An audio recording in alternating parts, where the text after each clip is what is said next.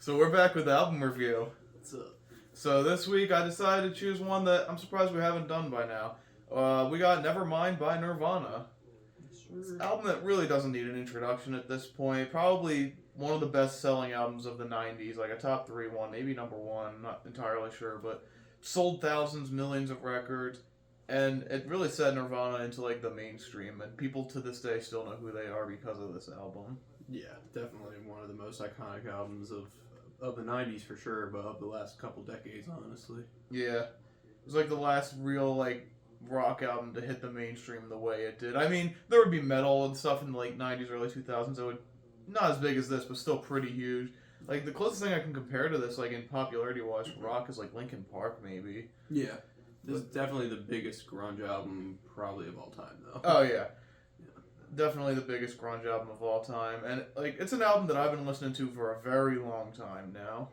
I thought I'd listened to this before the review at some point, but I don't think I have, because I only knew, like, half the songs. Oh, okay. So, it was almost a fresh listen. Oh, cool. So I thought about picking Bleach over this one, their first album, because that one's a lot different. I mean, it's similar, but there's a whole different cast on there minus Kurt Cobain. This would be the lineup, though, from here on out. Obviously, you have Kurt Cobain on guitar and vocals, and you got Chris Novoselic on bass, who kills it on the album, and then you got the legendary Dave Grohl. Yep. Who, if you didn't know, is also in the Foo Fighters as their singer, and I think he's the guitar player in that band, too. Yeah, I think he does a lot of different, because does he play drums for Fighter? I think they do. Well, he's not the main drummer, but I'm sure he alternates in songs here and there. Yeah. He's a very talented musician, probably the one who had the best career post-Nirvana. Yeah, probably. Alright, so shall we jump into the tracks? Let's go. The first track is the one that everyone knows. Yep. Smells Like Teen Spirit. Yep, everyone knows this song. Everyone's got their opinions of it. I like it. I think it's a really good song. It's a 90s anthem. Has a lot of, like, unique distinguishing factors, I feel like, at least for the time, that just made it become a huge hit for that reason. Yeah, biggest song off the album for sure. Yeah, it's one of the most popular rock songs, honestly, of all time. Yeah, I'd say so. Like, it has almost 3 billion streams on Spotify alone, so that tells me everything right there. Yeah. And fun fact, Kurt Cobain hated this song after a while because he was just tired of playing it, and he said, why did this song have to become the popular one? Because there's other songs off this album, which we'll talk about later, I'm sure, that he wanted to be more popular than this one, like stuff in around the middle section. Yeah. Well, yeah, makes sense that this song became as big as it did, though, honestly. Oh, yeah.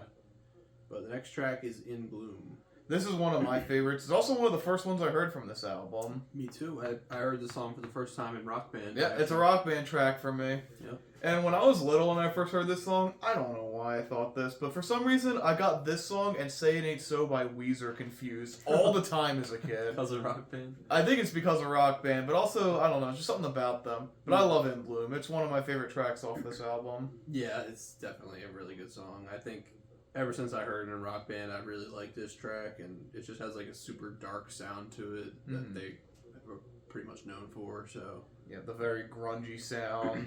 Yeah. And I love the music videos, like an Ed Sullivan parody type of thing, and it's just them rocking out to this song instead of like something cool from the 60s.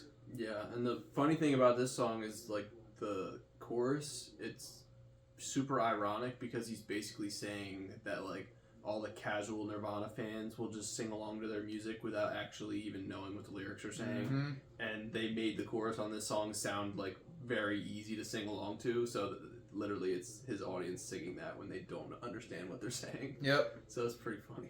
It's hilarious because there's so much like weird irony in this album, especially just a few years after it came out too. Like, especially on the next track, another huge one, Come As You Are. Yep. Like, there's the lyrics at the bridge where he's like, I swear I don't have a gun. It's like, well, that one didn't age quite well. Yeah, there's some really dark stuff that he talks about on this album, for sure. Yeah, Come As You Are, though, is another one of my personal favorites. Another massive one, probably the second biggest hit from this album. Yeah, I think so. Every instrument on this song just sounds really good, I think. The whole song sounds like it's underwater, but like in a cool way, not like in a weird mixing type of way. Yeah, it's like the guitar has a lot of like heavy reverb on it that probably adds to that effect, and then the bass just is super strong on this. Yeah, song. and very interesting lyricism with Kirk, like, kind of going into, like, these contradictory lines, like, coming doused in mud, or then soaked in bleach, taking your time but hurrying up, like, it's very interesting lyrics, and it just speaks to the volumes of this song. Yep. Next track is Breed. Another banger off this album. One of the first, like, super heavy, fast songs outside of, like, Smells Like Teen Spirit. Yeah, that's what I was going to say. Because, like, In Bloom's a heavy song, but it's not a fast one. And then you get Breed, which is, like, has the great bass line and the guitar going nuts in the beginning. Yeah, the guitar on this one was, like, really heavy and distorted and fast tempo all at the same time. So. This felt a lot like a Bleach song to me. Not as... Because the thing with the first album is it's a lot less production value because it was made by a different group. Okay. Like, it was by Sub Pop, who, fun fact, do a lot of business with the Jones Soda Company. Oh. Which is an interesting thing. That's weird. But this is a really good song to me. Another, like, personal favorite of mine from the, like, first half of the album. Yeah, this was another good one. No complaints to this point. Mm-hmm. And the next track's another big one off the album, Lithium. Yeah, another big radio hit. Another great song to me. Yeah, this one, the writing on this one was what really stood out to me because, like, lithium is a drug that's prescribed to people with bipolar disorder, which Kurt Cobain had. And it sounded like the way they were writing this song, they were trying to almost make it sound like the experience that someone with bipolar has, because the energy was going, like, all over the place. Yeah. Throughout. So it was cool, like, the metaphors throughout. Very metaphoric track, and another well-written one. One of my favorite written tracks of the whole album. Definitely, yeah.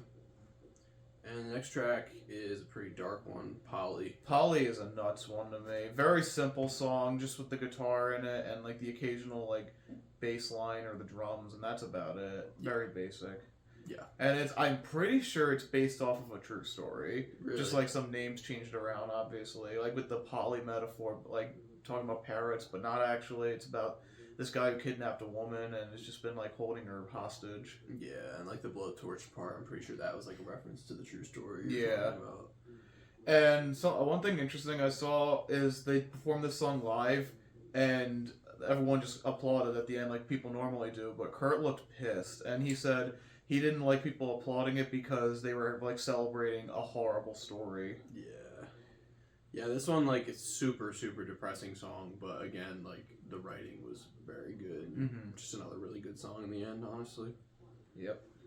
Next track's Territorial Pissing. This is another one of my favorite tracks off the album. Super aggressive one. Yeah, I don't know if I knew this song or not, because it kind of sounded familiar, but I really liked this one, honestly. Yeah, Kurt just wailing vocals on this song the entire time until he literally gives out at the very end. Yeah, the second, like, half of the song, basically, he's screaming. It's basically the same verse, I think, a second time. Yeah. But he's screaming it the entire time, and then at the end, yeah, it's like he's just totally letting everything out that he had left in him. Like, yeah. It's very similar to a very different song, but the Beatles' cover of Twist and Shout, the reason John's voice sounds like that is just because, like, he had been in the studio all day, and they was just like, just one more take, and I'm fucking going home. Yeah.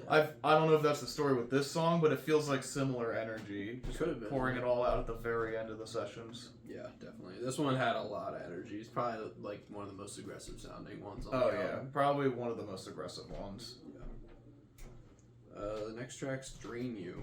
Drain You is another one of my favorite ones. Another huge Rock Band song for me. Oh, I didn't even know. It's in Rock Band 2. Oh, okay. So it's another one of my personal favorites because of that. The lyrics are very interesting. It's kind of like a weird love song. Yeah. Yeah, it seems kind of like, I don't know if it was meant to be, but the section in the middle kind of had like a hypnotic sound to it. Yeah. And the way that he's talking about, like, the relationship in this song kind of sounds like you're almost unhealthily, like, engrossed into the relationship to the point where you're, like, brainwashed almost. Yeah, and I feel like it plays into both sides too. Like, they're both doing this awful shit, but they're just like, fuck it, I love you anyways. Yep. So, another really good song again. Yep. The writing on all these songs is just great. Like, the wording that he chooses, it's always so simple, but you can miss so much in, like, what he's saying with the words he chooses. Yep. I feel like this album also popularized, like, having cryptic lyrics too for the mainstream audiences. Definitely could have, yeah. Because, like, Radiohead would come on the scene a few years after this album, and I'm sure they had some inspiration from the lyricism. And I'm not saying that Nirvana invented the style, but they're the first band where the mainstream people started listening to that type of sound. Yeah. Next track's Lounge Act. Another banger off this album. This one was apparently about his girlfriend at the time, Kurt Cobain's girlfriend at the time. Yeah. But I can't tell if it was written like. It seemed like it was maybe written after they'd broken up or something. But it was pretty straightforward, like sound and melody to it. But this was another one where his voice like gets a lot more yelly and screechy like towards the end of the song. Mm-hmm. No, a very good song though, I think. Yeah, that was good. Next track, "Stay Away." It's another really heavy one, another great one to me. Like every song on here, I have no complaints about so far, like at all. Yeah, this one was pretty simple. It was just Kurt Cobain basically like singing about the things that he doesn't understand or doesn't like about the way that people in society just behave nowadays or at the time. Yeah, I'm sure he would still apply it to today, so Yeah. who knows though. Yeah. The next track is "On a Plane." This is another pretty popular one. Yeah, another one I really like a lot. Yeah. This is a very cool track because I feel like it's kind of him talking about how he feels like he's hit his peak already, and it's just at like a plateau, even though Yeah. like they're just at their breakout song in their album too. Yeah, it's weird because he's like, this is the only time on the album where you kind of hear him like celebrate their popularity now. Yeah, Because for the most part, he's like very has kind of a negative tone towards their popularity, and he feels like people don't understand them. But this one was a little bit of a different mood to it. Yeah. And the next track is "Something in the Way." Yes, another huge one recently because it was like featured in the Batman movie, but it's always been like a big song for me. Yeah. And it's again one of my personal favorites. Yeah, this one's really good too. Like the verses sound super sad, and it's basically just the acoustic guitar and Kurt Cobain singing, and then the chorus comes in and the bass and drums come in, and it's a nice. And there's a groove. violin on there too, like towards especially the second half of the song. Yeah. And from what I've heard, a fun fact, I think this is true, so I'm not 100% entirely sure, but I heard that Kurt Cobain's vocals were he was singing so low and so like monotone that they had to turn it up because they could barely pick it up. I could believe that for sure. Yeah. And I'm not sure if that was the final take they used, but he was just really drab in most takes they did to the point where they had to turn it up. Yeah, I didn't know that. That makes sense though. Yeah, and then we get to technically the bonus track. It wasn't featured on the vinyl, but Yeah. we have "Endless Nameless," which is a very interesting track to end it with. Yeah, apparently it was not even planned to be in the album originally. It was just an outtake when they were supposed to be recording Lithium. And Kurt Cobain was just getting frustrated with how they weren't making good progress. And that's where this jam just started out of, because he just started playing really aggressively on his guitar, and I guess Novoselic and Grohl just went along with it. Yeah. And turned it into like a 5-6 minute song at the end, so... Yeah, and I thought it was pretty good. Very noise rocky too. Yeah, very chaotic and crazy, but it ended up working together, honestly. Yeah, it's a song I didn't really like when I first listened to the album way back in the day, but I've grown a lot of respect for it just because of how interesting and different it is too to everything else on the album. Yeah, and knowing like the story behind it, it's crazy how it just came out of like pure raw like anger and frustration, but it was good enough to the point where they're like, let's just throw that after not? 10 minutes of silence at the end of the album. Yeah, let's just throw that in there. Why not? So that was a pretty cool ending, I thought. Yeah, me too. And final thoughts on the album? It's such a unique album to me because they do so many different tones and moods on here. Like we've said that about a bunch of different albums that we've rated highly. Yeah. I love the diversity in the music, even though it still has like a very familiar sound to it. Very diverse music and very diverse like themes throughout the songs too. Yeah. It's not like any of them were kind of like they were all for the most part pretty negative tones to them. Yeah. But they just kind of touched on different things that were going on in Kurt Cobain's brain, I guess. So it was cool to see. Yep, you can really see the chaos on this album, and you can see it a lot more on like the Incesticide like project they had, and also pretty much all their albums, but especially the last one they did together too, In Utero. Yeah. Yeah, this is the first Nirvana album that I've listened to in full, but since they only have 2 others technically that are studio albums, I'll probably have to check them out. For sure. Yeah, I've done all their stuff. It was pretty short, and I recommend all their albums. They don't have a bad album in their discography to me.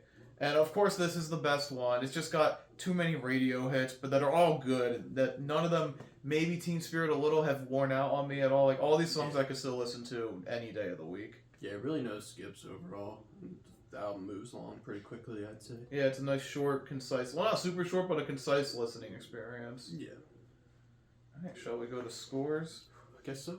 All right. Well, I don't know if this is a surprise, but I'm giving it a 10. Like, I don't have complaints at all. It's probably like the top 5, top 3 album from the 90s. That's all I gotta say. Everyone knows it's a masterpiece. I don't care if people say it's overrated. I don't give a shit. It's fantastic. Yeah. I'm also going to give it a 10. Hey, look at that. Back-to-back perfect album scores. Yep.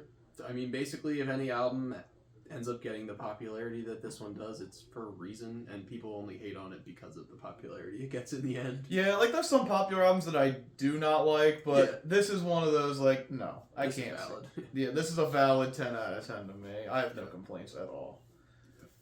So, next week we're doing one from you guys. So, you guys wanted Nikki, we're giving you more Nikki. We're doing the Pink Print. Alright. I don't think I've definitely never listened to the album in full. Me, I've never listened to it either. I know Anaconda's off of it, Yeah. so it'll be interesting revisiting that song after a decade. Yeah,